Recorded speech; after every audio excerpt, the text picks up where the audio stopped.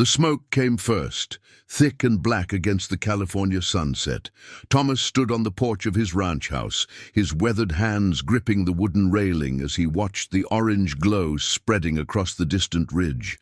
For 40 years, he had fought fires like this one, but that was before the arthritis twisted his fingers, before his knees betrayed him on stairs, before his doctor told him his heart couldn't take the strain anymore. He was 72 now, and the fire didn't care. Behind him, laughter echoed through the house. His grandchildren were playing in the living room, oblivious to the danger creeping toward them through the forest. Margaret was setting the Thanksgiving table with Sarah and Rachel, the smell of roasting turkey filling the air. David and Michael were out by the barn, checking on the horses.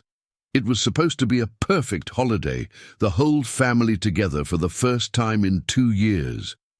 Thomas felt the wind shift. Every instinct from his firefighting days screamed at him. The fire was moving faster than it should, pushed by the Santa Ana winds that turned brush into kindling. He did the math in his head. They had maybe 2 hours, perhaps less.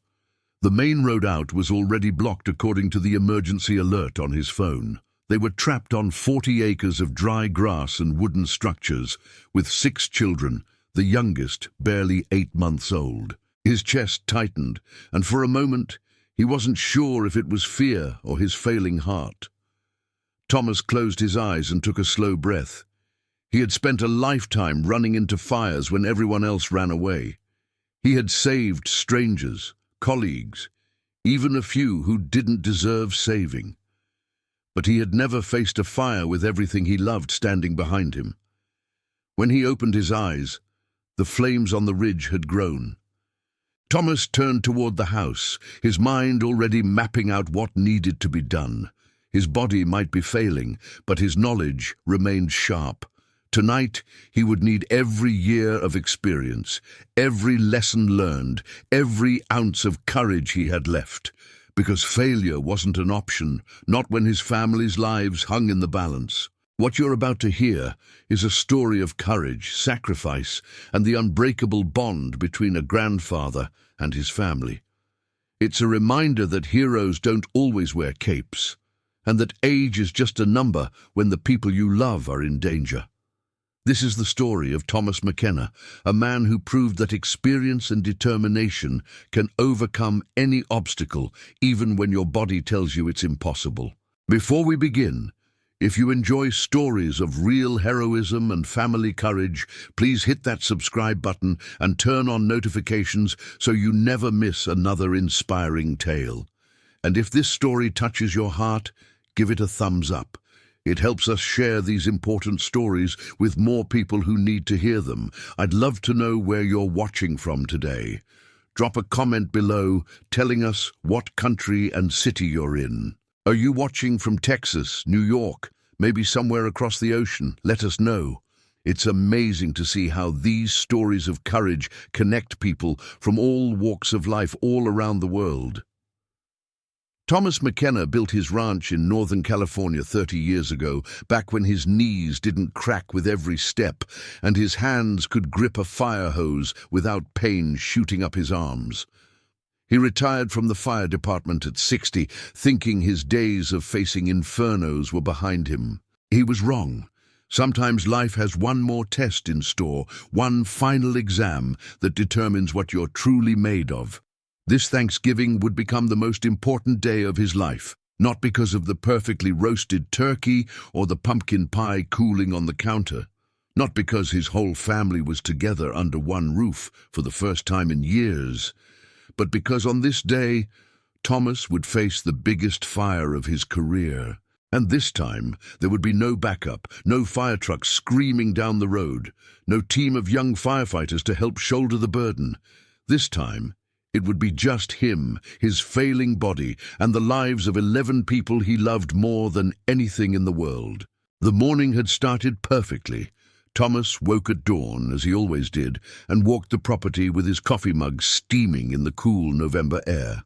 The ranch stretched across 40 acres of California hillside, with the main house sitting in a natural bowl, surrounded by oak trees and dry grass. He had chosen this spot decades ago because it felt safe, protected. Now, looking at the golden hills turned brown by months without rain, he wondered if safe was just an illusion. Margaret found him by the fence line, staring at the distant mountains. She wrapped her arm around his waist, fitting perfectly against his side after 50 years of practice. They didn't need words. She knew he was thinking about the drought, about the fire warnings that had been plastered across every news channel for weeks. But it was Thanksgiving, and their boys were coming home. Some worries could wait. By 10 in the morning, the ranch came alive. David arrived first, his truck kicking up dust on the long driveway. Emma burst out before the vehicle even stopped, her 8-year-old legs carrying her straight to Thomas. He scooped her up, ignoring the protest in his lower back, and spun her around while she squealed with delight. Lucas and Sophia tumbled out next, transforming the quiet morning into a chorus of Grandfather and Grandpa and Can We See the Horses. Michael's family arrived an hour later. Noah ran straight to join his cousins, while Rachel carefully unbuckled 8-month-old Liam from his car seat. Thomas watched as she cradled the baby against her chest, and something twisted in his heart. Liam was so small, so fragile. The youngest of his grandchildren, with his mother's dark eyes and his father's stubborn chin. Thomas reached out to stroke the baby's soft hair, and Liam grabbed his finger with surprising strength. The afternoon unfolded like a Norman Rockwell painting. Margaret and the daughters-in-law commandeered the kitchen, filling the house with the smells of sage and butter and cinnamon. The older children played tag in the yard, while Olivia toddled after them on unsteady legs. David and Michael helped Thomas check the irrigation system, though everyone knew it was just an excuse to drink beer and talk about football. For a few hours, everything felt right with the world. But Thomas couldn't shake the unease settling in his gut. He had learned long ago to trust his instincts. At 3 in the afternoon, he walked to the porch and checked his phone. 3 new fire warnings. The temperature had climbed to 92 degrees, unseasonably hot for late November. The humidity sat at 8%. The wind was picking up, coming from the east. Every firefighter knew what that combination meant. He opened the CAL FIRE website and studied the map.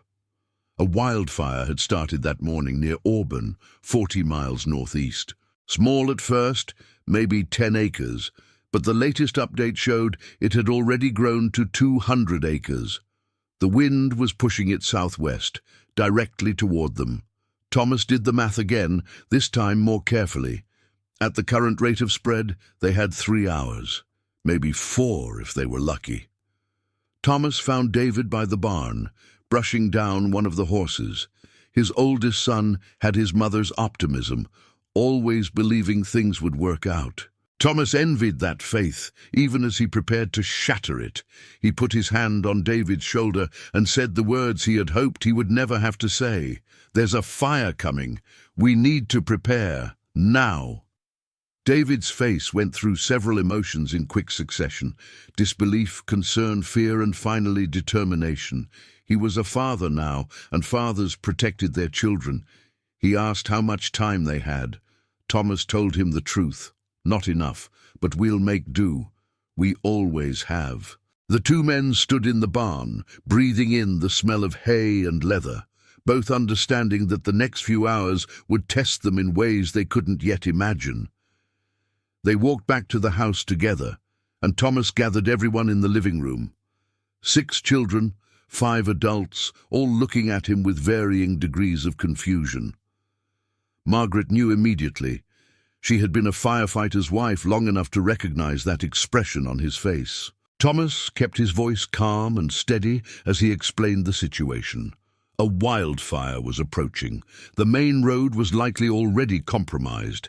They needed to prepare to shelter in place or evacuate on foot if necessary. There was no room for panic, only action. Sarah was the first to break the silence. Her voice came out higher than normal, tight with fear. "What about the children? What do we do?" Thomas looked at his daughter-in-law and saw the same expression he had seen on countless faces during evacuations. Terror masked by the desperate need to stay strong. He crossed the room and took her hands in his. "We protect them," he said simply. "That's what we do." Thomas had spent 40 years preparing for disasters, but he had never imagined he would need to defend his own home. His mind shifted into the mode that had kept him alive through dozens of wildfires. Assessment, prioritization, action. He began issuing instructions with the calm authority of a man who had commanded fire crews through hell. David and Michael would help him create defensible space around the house. Margaret would prepare emergency supplies. Sarah and Rachel would get the children ready for potential evacuation. The first task was clearing the area immediately surrounding the house. Dead leaves had accumulated in the gutters over the fall. Firewood was stacked too close to the back wall. Garden tools and propane tanks sat near the garage. All of it was fuel waiting to ignite. Thomas grabbed a rake, feeling his shoulders protest as he reached for the ladder. David was beside him in an instant, taking the ladder from his hands. "Let me get the gutters, Dad. You direct." It was a small thing, that gesture, but it stung. Thomas had always been the one climbing ladders, the one doing the physical work, but pride was a luxury he couldn't afford. He nodded and turned his attention to the propane tanks. Michael helped him move them 200 feet from the house, both men sweating in the afternoon heat. The temperature had climbed to 95 degrees. The wind continued to build, hot and dry, sucking moisture from everything it touched. Inside the house, Margaret moved with practiced efficiency. She filled every container they owned with water, bathtubs, sinks, buckets, even cooking pots. Water was their best weapon and their most precious resource. She gathered flashlights, batteries, a first aid kit, and important documents into a waterproof bag. Rachel helped her soak towels and blankets, preparing them to cover windows and doors if the fire got close. The normalcy of Thanksgiving had evaporated, replaced by focused survival preparation. The children sensed the adults' tension. Emma tried to keep playing with her cousins, but her eyes kept drifting to the windows, searching for smoke. Lucas asked if their house was going to burn down. Sophia clung to her mother's leg, sucking her thumb for the first time in months. Noah wanted to help, offering to carry things, desperate to feel useful. 4-year-old Olivia didn't understand what was happening, but absorbed the fear from everyone around her. And baby Liam, oblivious in his portable crib, made gurgling sounds and smiled at anyone who passed by. Thomas stepped back outside and looked toward the ridge. The smoke was visible now, a dark smudge against the blue sky.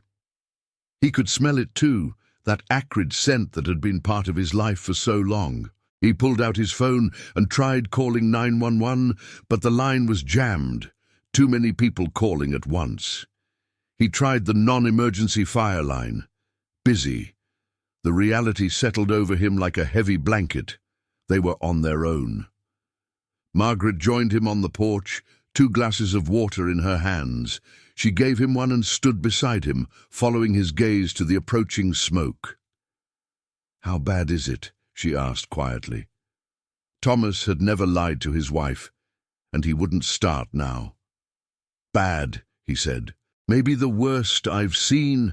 The wind conditions are perfect for a firestorm. If it jumps the firebreak at Miller's Pass, it'll be here in under 2 hours." She didn't flinch, didn't cry, didn't waste time on fear. That was why he had fallen in love with her 50 years ago. Margaret McKenna faced reality head-on. She asked what they needed to do next. Thomas outlined his plan. They would create as much defensible space as possible. They would wet down the house and surrounding area. They would prepare the old root cellar behind the barn as a last resort shelter.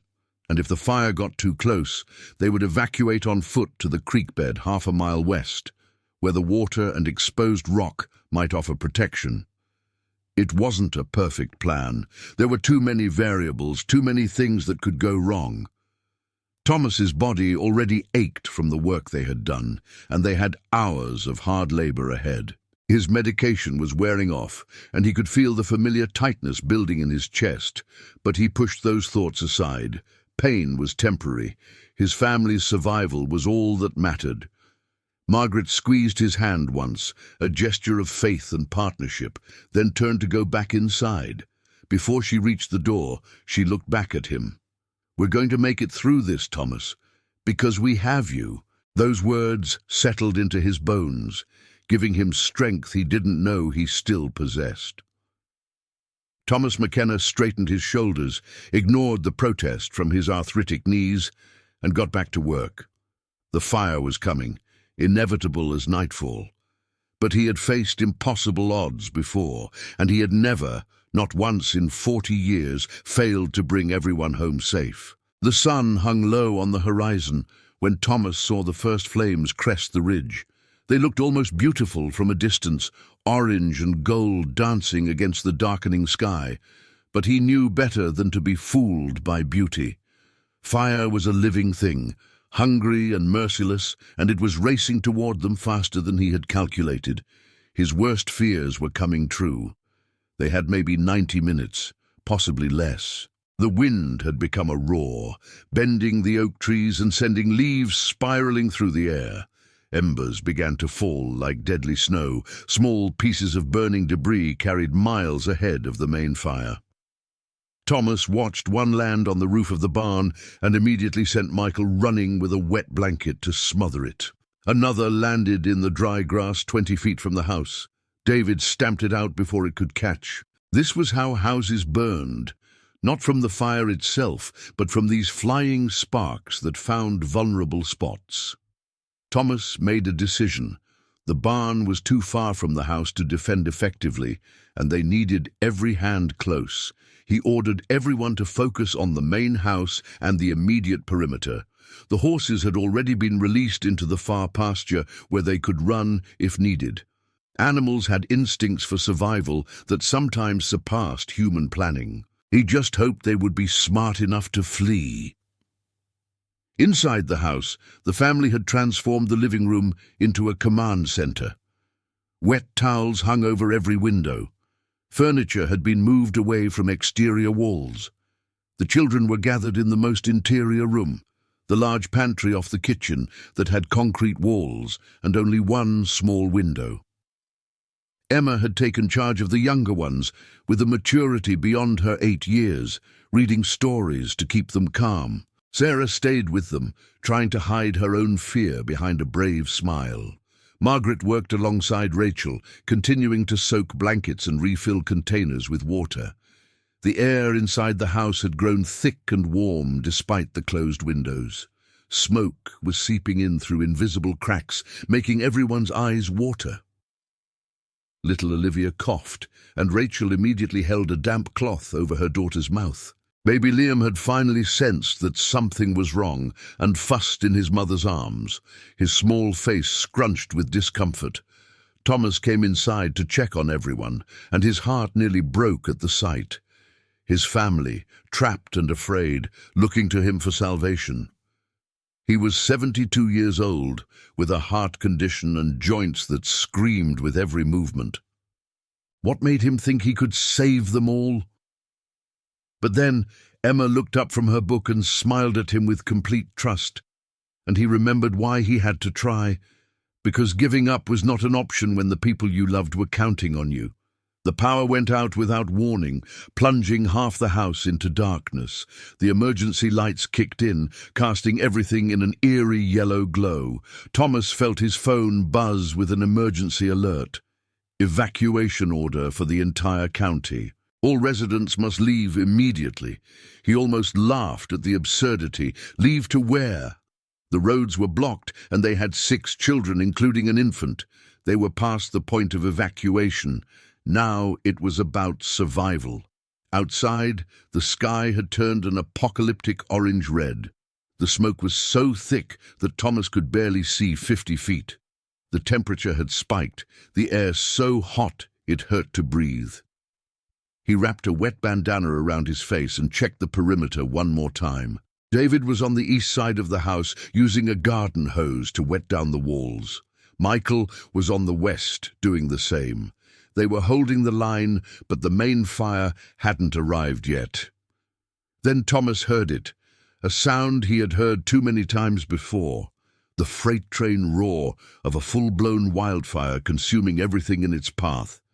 He turned toward the ridge and saw a wall of flame at least 60 feet high rolling down the hillside. It was moving faster than a person could run, feeding on the drought-dried vegetation and propelled by the savage wind. Trees exploded into flames as the fire touched them, the sap boiling and igniting in massive fireballs. Thomas shouted for his sons to get inside. Now, there was no more time for preparation. The fire would be on them in minutes. David and Michael dropped their hoses and ran for the house. Thomas took one last look at his property, at the land he had poured his heart into for 3 decades, and accepted that much of it would burn. The barn, the shed, the gardens, all of it was expendable. Only one thing mattered now: getting his family through the next hour alive. He stepped into the house and locked the door behind him, as if that simple gesture could keep the inferno at bay. His family looked at him with wide eyes, waiting for instructions, waiting for hope. Thomas pulled the bandana down from his face and forced himself to smile. "We're going to be fine," he said with a confidence he didn't entirely feel. "Stay calm, stay together, and trust me, we've prepared for this. The house is as protected as we can make it. The fire will pass, and we'll still be standing." Margaret moved to his side and took his hand. Her palm was sweaty, and he felt her trembling slightly, but her voice was steady. "What do we do now?" Thomas looked at his wife, his sons, his daughters-in-law, and his precious grandchildren. He thought of baby Liam, who deserved a chance to grow up and have adventures and experience all the beauty life had to offer. Then he gave the only answer he had. "We wait. We watch. And if the fire breaches our defenses, we fight with everything we have." The fire hit like a physical force, a wave of heat so intense that Thomas felt it through the walls. The windows rattled in their frames. The air inside the house became stifling, nearly impossible to breathe. In the pantry, Sophia began to cry, and Emma held her tight, whispering that everything would be okay. Thomas wished he could believe that with the same innocent certainty his granddaughter possessed. The sound was overwhelming. Not just the roar of flames, but the crack of wood splitting, the crash of falling trees, the howl of superheated wind. Through the small gap in the window coverings, Thomas could see his world burning. The barn went up like a matchstick, decades of memories consumed in seconds. The oak tree where he had built Emma a swing collapsed in a shower of sparks. Fire surrounded the house on 3 sides, a hellish landscape of orange and red and black. Then came the spot they had all dreaded. A large ember, carried on the wind, landed on the roof directly above the children's room. Thomas heard it hit, a sound like a heavy footstep. Within seconds, smoke began seeping through the ceiling. David saw it first and grabbed a fire extinguisher, but Thomas stopped him. "Not yet. If we open that door, we let heat and smoke into the rest of the house. We need to contain it." His son's face showed the agony of restraint, but he trusted his father's experience. Thomas's mind raced through options. The attic access was in the hallway. If the fire took hold up there, it would spread to the main structure within minutes. They needed water, lots of it, and they needed it now. He turned to Michael.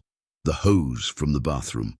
We run it up through the attic access. We flood that space before the fire gets established." Michael nodded and sprinted down the hallway, moving with the desperate speed of a father protecting his children. Margaret had already anticipated the need. She met Michael at the bathroom with the detachable shower hose, the longest one they had. Together they fed it through the attic opening while Thomas climbed the ladder. Every rung sent pain shooting through his knees, and halfway up his chest tightened with that familiar warning. "Not now," he told his failing heart. "Not yet. Just give me a little more time." He forced himself up the remaining rungs and into the suffocating heat of the attic. The smoke was thick enough to blind him. Thomas tied the wet bandana back over his mouth and nose, but it barely helped. He could see the glow where the ember had burned through the shingles, about 10 feet from the access hole. Small flames were already licking at the wooden beams. He shouted down for water, and the hose came alive in his hands. The pressure was weak, nothing like the hoses he had used in his firefighting days, but it was enough. He aimed the stream at the flames, watching them hiss and retreat. For 5 minutes that felt like 5 hours. Thomas fought the fire in that attic. The heat was unbearable, cooking him from all sides. Sweat poured down his face, mixing with the ash and smoke until he could barely see. His arms shook from holding the hose steady. His lungs burned with every breath. But slowly, incrementally, he won. The flames died, replaced by smoldering char and steam. He soaked the area thoroughly, then soaked it again for good measure, refusing to leave until he was certain the threat was contained. When he finally climbed back down, his legs nearly gave out. David caught him, steadying his father with strong hands. Thomas wanted to say he was fine, wanted to maintain the image of strength his family needed, but he couldn't. He sagged against his son, gasping for air, his chest feeling like someone had wrapped steel bands around it. Margaret was there immediately, pressing a cool cloth to his face, making him drink water. Her eyes showed the fear she wouldn't voice. She knew his heart was struggling. She knew he had pushed himself beyond safe limits. But there was no time to rest. Through the window, Thomas could see the barn had completely collapsed, sending a massive plume of embers into the air. Several landed on the house's west wall, the side Michael had been defending earlier. Small fires began to spring up in multiple locations. They were being attacked from all directions now, and Thomas knew they couldn't hold every breach. He made a calculation that tore at his soul. They had to abandon the outer rooms and fall back to the center of the house. He gathered everyone into the main hallway, the most protected area with the fewest windows. They brought wet blankets, fire extinguishers, and all the water they could carry. The children huddled together with Sarah and Rachel, forming a protective barrier around them. Baby Liam had cried himself into exhaustion and now slept fitfully against his mother's chest. The other children were silent, their eyes too wide, their faces streaked with ash and tears. This was the nightmare that would stay with them forever, Thomas knew, if they survived to have a forever. The fire had now consumed most of the property. The heat inside the house climbed past 100 degrees. They poured water over themselves to stay cool, rationing what remained. Outside, Thomas could hear propane tanks exploding in the distance, each boom making everyone flinch. The west wall of the house began to char, smoke seeping through in several places. David and Michael took turns spraying it from inside, but they were running out of water, running out of options, running out of time. Thomas felt his chest constrict again, harder this time. Pain radiated down his left arm. He recognized the signs. His heart was failing, pushed past its breaking point. He tried to hide it, but Margaret knew. She always knew. Her hand found his, squeezing tight. "You stay with us, Thomas McKenna," she whispered fiercely. "You hear me? You stay with us." He wanted to promise her he would, wanted to tell her that love was stronger than fire or failing hearts, but he couldn't speak. He could only hold her hand and pray that he had done enough, that his family would survive even if he didn't. The west wall gave way with a sound like a gunshot. Not completely, but enough. A section of drywall crumbled, and flame shot through the gap like a living serpent. David was on it immediately with the fire extinguisher, but the chemical foam barely slowed it down. The fire had found a way inside, and once inside, it would spread through the wall cavities faster than they could stop it. Thomas knew they had minutes, maybe seconds, before the entire structure became engulfed. He forced himself to his feet, despite the crushing pain in his chest. His vision swam, and for a moment he thought he would pass out. But then he heard Liam cry. A sharp wail of fear and discomfort, and clarity returned. The baby. They had to get the baby out. All of them had to get out. The house was lost. Their only chance now was the root cellar behind what remained of the barn. It was 200 yards away through an inferno, but it was built into the hillside with thick concrete walls. If they could reach it, they might survive. Thomas's voice came out as a rasp, barely audible over the roar of flames. "Everyone listen to me. We're evacuating to the root cellar. Now, we go together. We stay low. We move fast. David, you lead with Emma, Lucas and Sophia. Michael, you take Noah and Olivia. Margaret, stay with Sarah. Rachel, you have Liam. I'll bring up the rear and make sure no one falls behind." His family stared at him, seeing a man who could barely stand, asking them to trust him one more time. They gathered at the back door, the one farthest from the main fire. Thomas soaked towels and blankets in the last of their water, draping them over everyone's heads and shoulders. The children were terrified, Sophia sobbing into David's shoulder, Lucas clinging to his father's hand so tight his knuckles were white. Emma had her arms around both younger cousins, trying to be brave, even though tears streaked her face. Michael lifted Olivia onto his shoulders and took Noah's hand. The little boy looked back at Thomas with absolute trust, believing his grandfather would keep them safe. Rachel held baby Liam, wrapped in a wet blanket, his tiny face barely visible. The baby was screaming now, sensing the danger even if he couldn't understand it. Rachel's hands shook as she cradled him close. Thomas put his hand on her shoulder. "Stay close to Margaret. Follow her exactly. She's been through evacuations before. She'll get you through." Rachel nodded, tears streaming down her face, and pressed a kiss to Liam's forehead. Thomas pulled open the back door, and hell greeted them. The air outside was superheated, each breath like inhaling from an oven. Flames surrounded them on 3 sides, but there was a gap, a narrow corridor of space that wasn't actively burning. It wouldn't last long. The fire was moving, shifting, looking for fuel. They had one chance. Thomas raised his voice above the roar. "Go, now! Don't stop for anything!"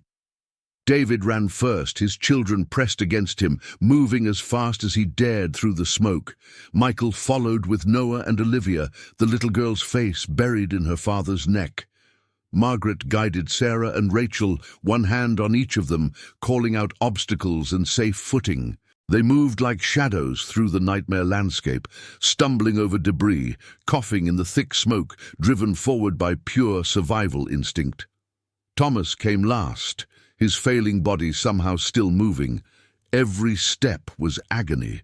His heart hammered irregularly, skipping beats and then racing to catch up. His knees threatened to buckle with each stride, but he kept going, kept watching his family ahead of him, counting heads to make sure no one fell. The heat was incredible, searing his exposed skin. Embers landed on his clothes and he brushed them off without stopping. Nothing mattered except those 11 people ahead of him. Then disaster struck. Rachel stumbled over a fallen branch and went down hard. Baby Liam flew from her arms, still wrapped in the wet blanket. Time seemed to slow as Thomas watched the bundle tumble across the ground toward a patch of burning grass. Rachel screamed, a sound of pure anguish, and tried to scramble toward her baby, but she had twisted her ankle in the fall and couldn't put weight on it. Margaret turned back to help her, but they were too far away. Only Thomas was close enough. Something happened in that moment that Thomas would never be able to explain. His body, which had been failing him all night, found reserves it shouldn't have possessed. The pain in his chest receded, pushed aside by a father's love multiplied across generations. He sprinted forward with a speed that defied his 72 years, his arthritic knees, his damaged heart. He reached the baby just as the blanket began to smolder, scooped Liam up with both hands, and rolled away from the flames. The baby was screaming, terrified but unharmed. Thomas held him against his chest, protecting that precious life with his own body. He could feel Liam's rapid heartbeat, so fast and strong, full of the vitality that Thomas's own heart lacked. He whispered to the baby, meaningless sounds of comfort, and somehow Liam's cries quieted. The child looked up at him with those dark eyes, and Thomas saw trust there, complete, absolute trust. Michael was there then, taking the baby from Thomas's arms and helping him to his feet. David had Rachel, supporting her weight as she hobbled forward. Margaret was shepherding everyone toward the root cellar, its door now visible through the smoke.